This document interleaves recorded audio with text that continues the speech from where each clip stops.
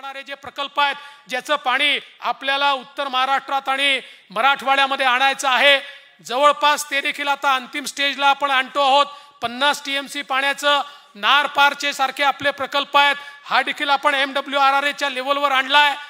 त्यामुळे या महाराष्ट्रामध्ये जवळजवळ 1.25 लाख कोटी रुपयाचे नदी जोड प्रकल्प हे मार्गी लावण्याचं काम या सरकारने या ठिकाणी केलंय.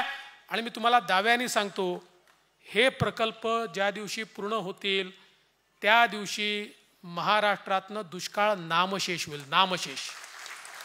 मागच्या पिढीने दुष्काळ पाहिला, पुढची पिढी दुष्काळ पाहणार नाही.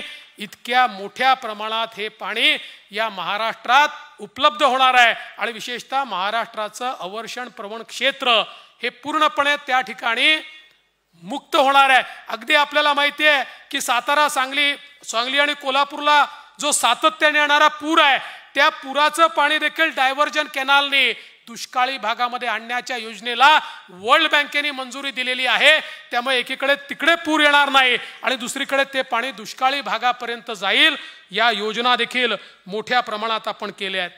आणि यासोबत सगळ्या घटकांना, मग ते आमच्या आशा सेविका असतील, अंगणवाडी सेविका असतील,